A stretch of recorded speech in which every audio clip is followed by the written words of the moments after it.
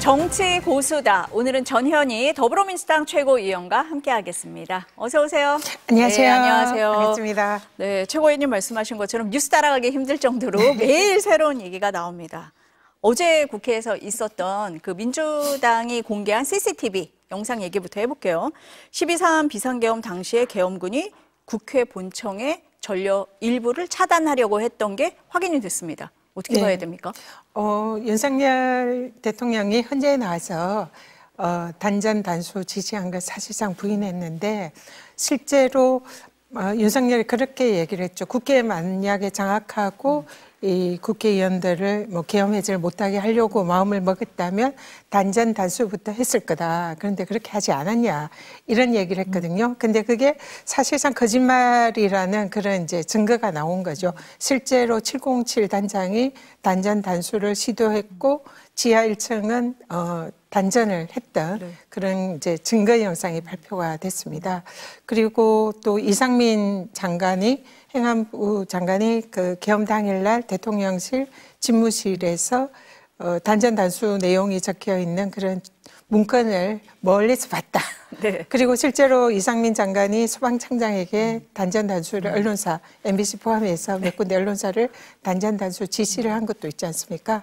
이상민 장관은 그 계엄 그 문건을 멀리서 봤고 자기는 못 봤다 이러는데 언론사에 대한 단전 단수뿐만 아니라 국회에 대한 단전 단수도 그 문건에 있지 않았을까 그렇게 추정이 되는 거죠. 그래서 이번에 그 국회의 단전의 영상으로 사실상 이 퍼즐이 다 풀리고 있다. 그래서 실제로 단전 단수가 대통령이 지시했을 가능성이 매우 높은 상황이다. 이렇게 보입니다. 최고위원님 말씀하신 것처럼 단전 단수 얘기가 비상계엄 상황에서 굉장히 많이 나오고는 있는데 윤석열 대통령 측에서는 직접 지시한 적이 없다라고 지금 계속 주장을 하는 거거든요. 어떻게 봐야 됩니까? 그러니까 이상민 장관의 그 계엄 문건에 단전 단수가 있었다. 멀리서 봤다. 네. 이분이 그 사실상 600만 마리 사나이에 준하는 엄청난 시력을 가지고 있었던 게 아닌가. 그런 이제 몽고인설 이런 얘기까지 나오는데 어쨌든 멀리서 봤다. 그 말은 이상민 장관 위에 대통령이 그 지시를 담았다.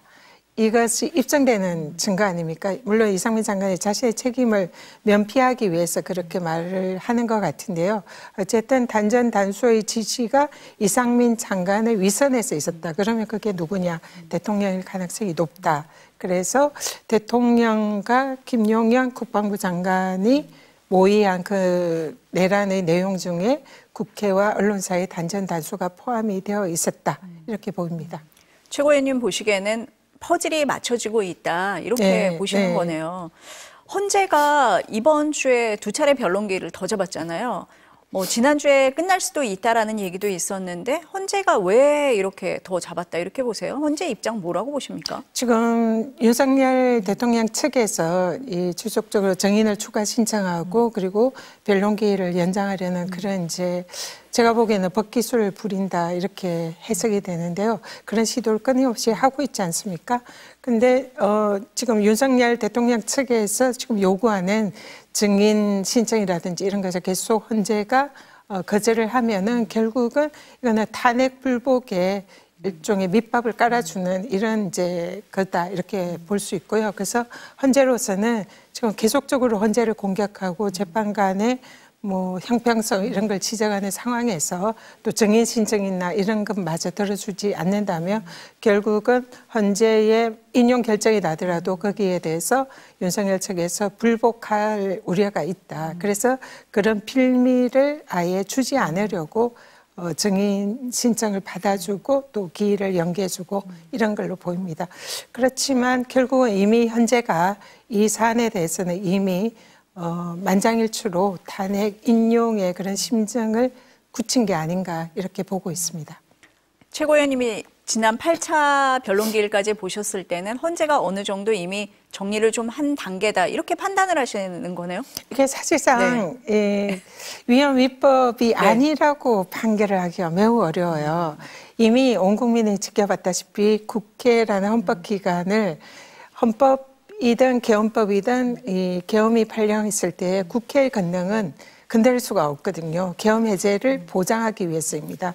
그래서 계엄 시에 행정이나 사법 기능은 거기에 대해서 일정한 그 제한을 할 수 있지만 국회라는 권능은 건들 수가 없음에도 불구하고 국회에 군사력을 동원해서 침탈을 한 것이 온 국민이 현장에서 방송으로 지켜봤잖아요. 이것 자체가 위헌이고 위법입니다. 그래서 이것만 가지고도 충분히 탄핵 사유가 되는 거예요. 그래서 이걸 뒤집을 수가 없기 때문에 그 외에도 뭐 헌법 상의 계엄의 요건이라든지 절차를 갖추지 않은 것 너무나 명확하고 또 실제로 또 선관위에 대한 그런 침탈 이런 걸 가지고 충분히 이 위헌위법으로 탄핵 인용 사유가 이미 갖춰졌다 이렇게 보거든요. 그래서 나머지 뭐 지금 윤석열 측에서 다투는 몇 가지 지엽적인 증거 문제나 뭐 증인 문제는 사실상 대세에는 영향이 없다고 봅니다. 그래서 일단은 이미 그 위헌위법은 모두 헌재 재판관들이 심정을 굳혔고 탄핵 인용 결정은 바꿀 수 없는 그런 상황이다 이렇게 보고 있습니다. 법률가적인 입장에서 봤을 때 위헌 위법 사항은 이미 다 증명이 된 사항이다. 네. 이렇게 보시는 것 같습니다. 목요일에 지금 홍장원 전 국정원 1차장을 다시 증인으로 요청을 했고 지금 이제 채택이 됐잖아요. 그런데 홍장원 전 차장이 쓴 메모가 논란이라는 표현이 맞는지 모르겠습니다. 신빙성을 깎아내리고 있는데 그 부분은 어떻게 보세요?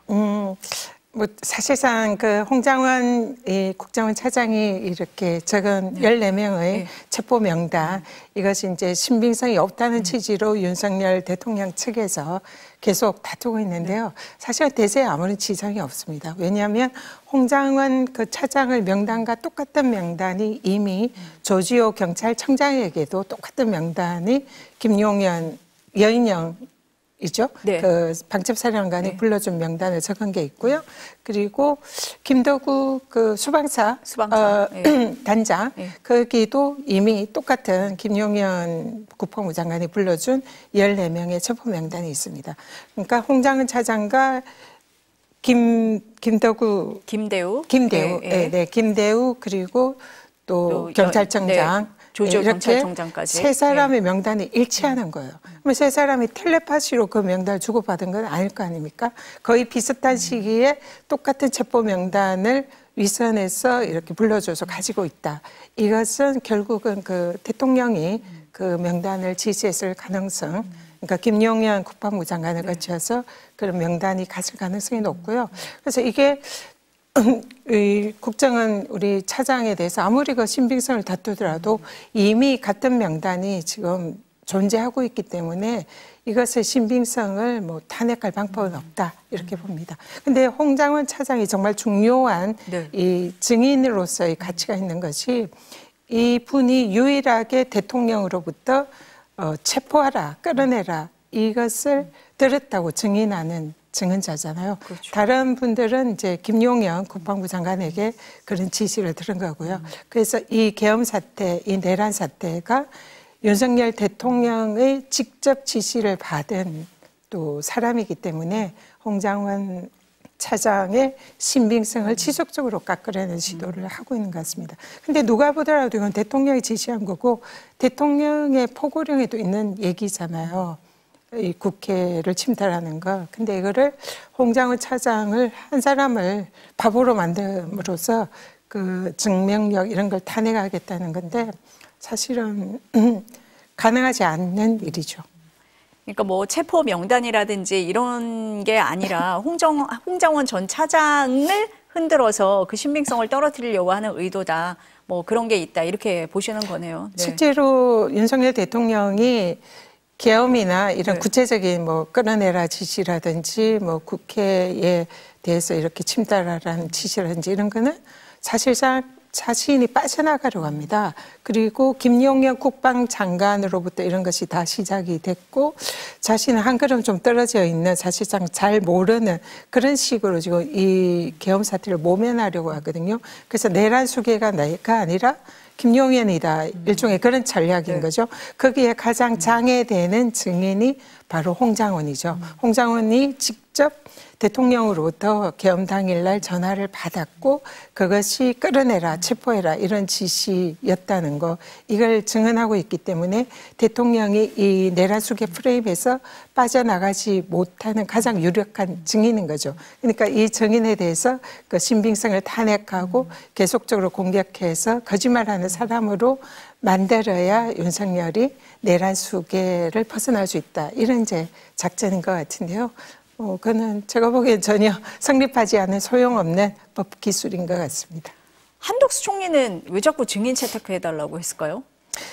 그것도 비슷한 맥락인데요. 한덕수 총리가 국무회의가 사실상 이 적법한 절차를 거치지 않았고 사실상 국무회의로 볼 수 없다 이렇게 주장을 하잖아요. 그 말은 뭐냐면은 이 계엄 비상계엄이 적법성이 없었다, 위헌 위법이다 이 주장을 하는 거예요. 왜냐하면 비상계엄의 경우에는 헌법과 계엄법에 의해서 국무회의를 거쳐서 국무위원들이 서명을 하고 또 국무총리가 부서를 해야 절차적으로 정당성이 있는 겁니다. 그런데 한덕수 총리가 그런 절차가 없었다 주장을 하기 때문에 이 한덕수 총리에 의해서 이 계엄이 위헌이고 위법이다 이게 입증이 되는 거예요. 그러니까 윤석열 대통령 측에서는 당연히 한덕수 총리를 다시 불러서 그때 국무회의가 제대로 있었잖아. 내가 지난번에 잘못 얘기했지. 그리고 다시 그 진술을 번복하려는 그래서 국무회의 정당성을 입증하려는 의도가 아닌가 이렇게 생각이 됩니다.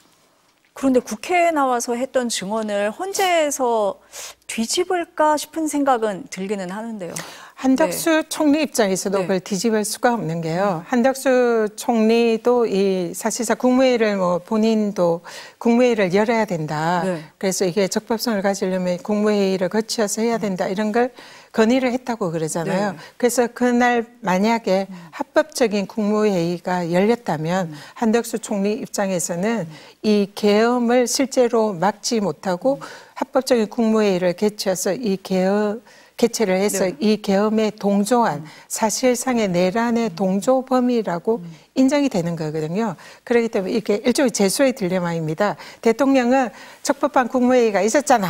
이렇게 얘기를 하는 거고 한덕수 총리 입장에서는 아닙니다. 적법한 국무회의는 없었습니다. 왜냐하면 적법한 국무회의가 있었으면 한덕수 총리가 공범이 되는 거고요. 대통령은 이 적법한 국무회의가 있어야 내가 계엄이 합법이다 주장을 할 수 있는 거.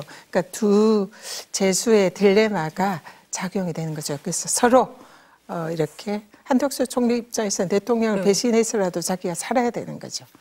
다른 국무위원들도 보면 다 비슷합니다. 국무회의가 적법 절차가 없었다. 모두가 그렇게 주장하잖아요. 똑같습니다. 이분들도 적법한 국무회의가 있었으면 이분들도 공범이 되는 거예요. 그 계엄을 막지 못하고 사실상 그 계엄의 합법성을 부여한 그런 이제 어쨌든 그 가담한 자가 되잖아요. 그러니까 모든 국무위원들은 적법한 국무회의가 없었다 주장을 하는 거고 대통령은 아니야 너네들 다 그때 적법하게 국무회의 했잖아. 이런 주장을 하는 거죠. 한 총리가 헌재에서 어떤 얘기를 할지 좀 주목이 되기는 하네요. 윤 대통령 측에서 그 중대 결심 나왔을 때 뭐 변호인단, 뭐 대리인단 사퇴 얘기 아니냐, 뭐 이렇게 얘기가 나왔는데 그 이후에 뭐 하야 얘기가 갑자기 나왔어요. 정치권에서 이 얘기가 왜 나왔다고 보십니까, 최고위원님은? 일단 지금 하야설에 관해서는 윤 대통령 측에서 직접적으로 나온다기보다는 보수 인사들을 중심으로 그게 제기가 되고 있는 것 같습니다. 맨 처음에 이제 신문사 논설에서 그게 이제 하야설이 제기가 됐고요. 그리고 또 이제 보수 농객인 조갑재 기자께서 그 하야설 제기를 하셨고 계속 보수 세력에서 계속 하야설이 제기가 되고 있는 것 같아요. 지금 윤석열 또 대통령 측 입장에서는 사실은 다시 헌법재판을 기각을 시키고 탄핵을 기각을 시켜서 다시 대통령직에 복귀하는 것을 목표로 지금 열심히 변론하고 있고 법적 투쟁을 하고 있는데 하야설의 경우에는 사실은 힘 빠지는 얘기잖아요. 그래서 윤석열 대통령과 변호인 측에서는 그런 거 없다. 우리는 열심히 해서 다시 복귀할 거다. 이런 제 주장을 하고 있는 거고요. 그래서 보수 일각에서 이 하야설이 제기가 되는 것 같습니다. 그 이유는 일단 지금 어쨌든 윤석열 대통령을 지키는 척 하지만 결국은 이미 결별할 준비를 하고 있는 거고 곧 있을 대선에서 어쨌든 국민의힘 쪽에서 승리를 해야 되는데 그러기 위해서는 빨리 마무리를 짓고 조기 대선을 이제 보수 쪽에서도 준비를 해야 되고 그래서 윤석열 대통령 측이 계속 시간을 끌면서 계속 이 탄핵 재판을 끌고 가는 게 보수 일각에서는 그게 좀 마땅치 않은 상황이 아닐까. 그래서 빨리 정리하고 빨리 대선 국면으로 가서 우리가 승리할 수 있도록 준비를 빠른 시간 내에 우리도 하자. 이런 이제 좀 희망이 담긴 그런 썰이 아닐까 생각이 듭니다. 오히려 여권 안에서 나오는 얘기다. 네. 이렇게 보시네요.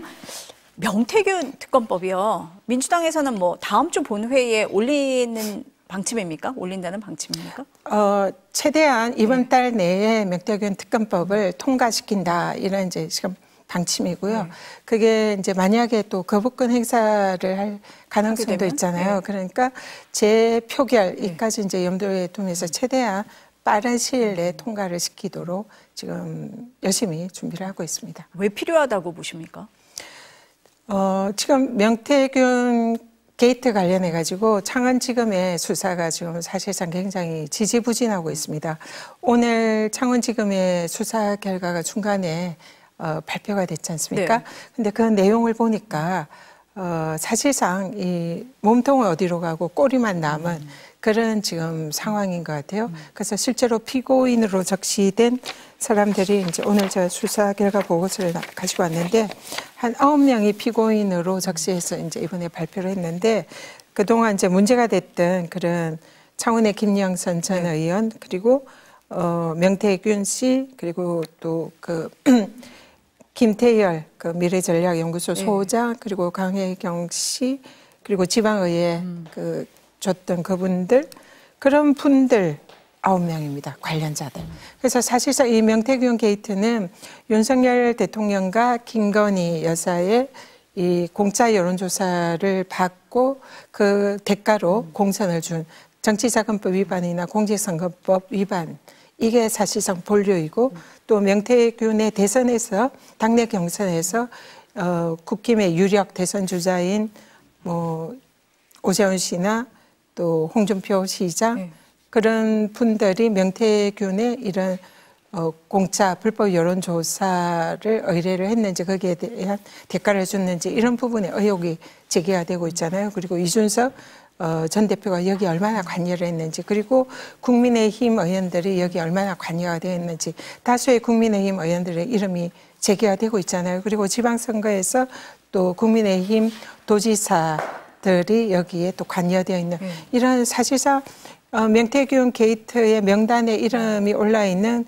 전 현직 국민의힘 의원들이 140명 정도가 된다는 그야말로 어떻게 보면 국민의힘 게이트입니다. 근데 이게 몽땅 다 빠지고 아주 꼴이 해당하는 부분만 조금만 이번에 발표를 해서 검찰이 여기에 대한 수사의 의지가 있는 것인가 이게 이제 민주당으로서는 당연히 의문을 가질 수밖에 없고요.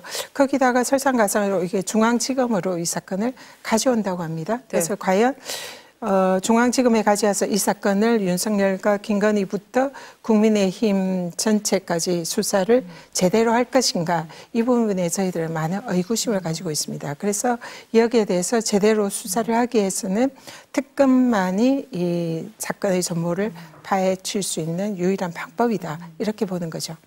최고위원님 보시기에는 지금 핵심 의혹에 대해서는 제대로 수사가 되지 않았다.